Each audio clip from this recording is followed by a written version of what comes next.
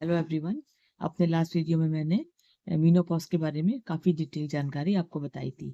आज मैं उसी से रिलेटेड कुछ पेशेंट के एक्सपीरियंसेस शेयर करूंगी आपसे। एक बार ओपीडी में हमारे पास एक लड़का अपनी मदर को लेकर के आया। तो मैंने पूछा क्या प्रॉब्लम है, तो उसने बताया कि मैम इनको मीनोपॉज हो रहा है। तो मैंने कहा तुम्हें कैसे पता है, तुम क्या जानते हो मीनोपॉज क्या होता है? तो उसने खैर जो भी उसने गूगल में पढ़ा था मुझे उसके बारे में बताया। तो जो जानकारी थी उसकी वो तो सही थी। फिर खैर मैंने पूछा कि तुम्हें कैसे पता लगा? तो बोलने लगा आजकल छोटी छोटी बात में गुस्सा करती हैं, चिड़चिड़ाती हैं और इनका बीपी भी थोड़ा बढ़ा हुआ है। तो खैर मैंने उस लड़के से कहा तुम थोड़ा देर बाहर बैठो, मैं तब तक एग्जामिन कर लेती हूँ इनको। तो मैंने पूरा डिटेल पेशेंट से पूछा। तो उस बच्चे को अपनी मम्मी की मेंस्ट्रुअल हिस्ट्री तो पता नहीं थी, बाकी चीजें उसने देख ली थी। तो उस लेडी को पीरियड्स बहुत हैवी हो रहे थे, जिसकी वजह से वो बहुत परेशान रहती थी। कहती थी मैम हम तो 10-15 दिन तक का पैड लगाते हैं, जिसकी वजह से मुझे बहुत इरिटेशन होता है और मुझे दिक्कतें भी बहुत ज्यादा होती है। फिर खैर अल्ट्रासाउंड की रिपोर्ट उसकी नॉर्मल थी, ये सबसे अच्छी बात थी कि उसको कोई फाइब्रॉइड या इस तरह की कोई दिक्कत नहीं थी। ना उसे और कोई दिक्कत थी, जैसे ना इनका बीपी वगैरह की कोई दिक्कत नहीं और कोई थायराइड इस तरह की ऐसी कोई प्रॉब्लम उसको नहीं थी। तो उससे हमने कुछ हार्मोन्स लिखे और ये कहा कि आपको कम से कम 3 महीने तक का इसको लेने हैं और आप मुझे हर बार पीरियड के बाद आकर के दिखाएंगी।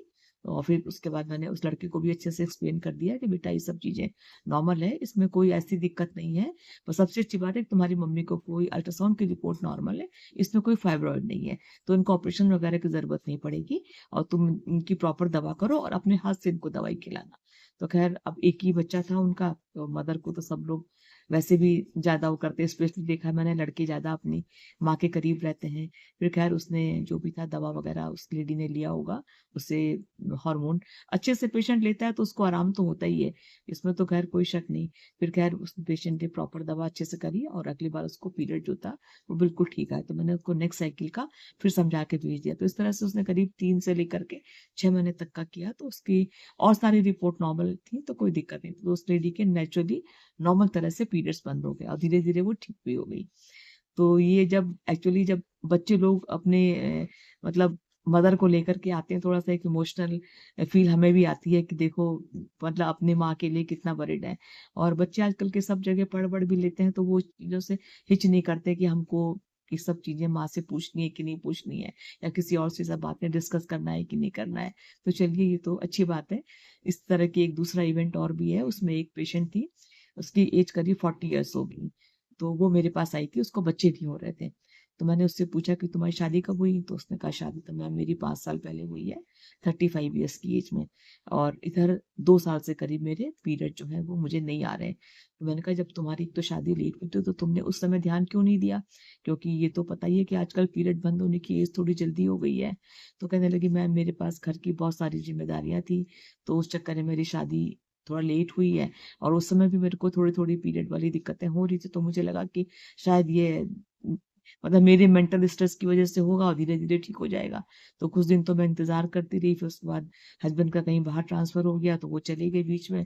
और अब मुझे जब पीरियड लग रहा है कि बिल्कुल ही नहीं आएंगे, तो मैंने अपनी फ्रेंड से बोला, तो उन्होंने कहा जाके एक बार आप मैम से मिल लीजिए। तो खैर हम लोगों ने उसको देखा, सारे टेस्ट वेस्ट कराए, उसकी और रिपोर्ट्स तो ठीक थी। बस उसका यही था कि हम लोग वैसे आजकल तो मीनोपॉज चेक करने का एक बहुत अच्छा ब्लड टेस्ट आ गया है, जिसको हम लोग एफएसएच कहते हैं, serum FSH, follicular stimulating hormone होता है, इसको हम लोग ब्लड से, और आजकल इसका जो लेटेस्ट वाला है वो इसमें यूरिन से भी चेक कर सकते हैं। तो इसका हम लोग पता लगा लेते हैं। तो पेशेंट का हमने सारे एफएसएच और प्रोलैक्टिन पूरा उसका हम लोगों ने चेक कराया, एलएच वगैरह सारे हार्मोनल असेसमेंट कराया। तो सारा उसका एफएसएच का लेवल काफी बढ़ा हुआ था। तो ये जब मीनोपॉज होता है तो उसमें ये लेवल बढ़ जाता है। तो मैंने उसको बताया कि बेटा अब तो देखो बहुत ज्यादा मुश्किल है, अब तुम्हारा नॉर्मल तरह से तो पीरियड नहीं हो सकता, तुम किसी इनफर्टिलिटी स्पेशलिस्ट को दिखाओ।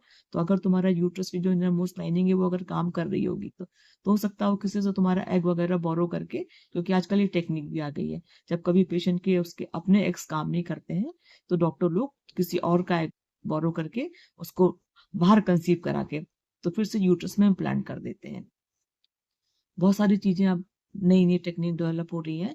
तो खैर उसको हमने सब समझाया कि भाई तुम्हारा अपना तो अब मुश्किल है इस टाइम पे, तुम चाहो तो इनफर्टिलिटी डॉक्टर को दिखा के उनसे इस तरह का जो भी तुम्हारा आगे का प्रोसीजर है वो प्लान कर सकती हो। खैर वो लेडी बाद में गई होगी, उसको सब समझाया तो दिया था हम लोगों ने। तो ये सब छोटी छोटी प्रॉब्लम्स होती हैं कि आपको डॉक्टर से जाकर के इसमें राय तो लेना चाहिए। और कुछ-कुछ ऐसे इवेंट्स भी होते हैं जो हमें याद रह जाते हैं, तो उसको हम लोग ऐसे बीच-बीच में जब कभी अपना आपस में बात करते हैं, तो ये सब डिस्कस ज़रूर करते हैं। इसीलिए मैंने आज आपसे डिस्कस किया। तो अब नेक्स्ट वीडियो किसी और चीज़ के साथ, तब तक के लिए थैंक यू सो मच।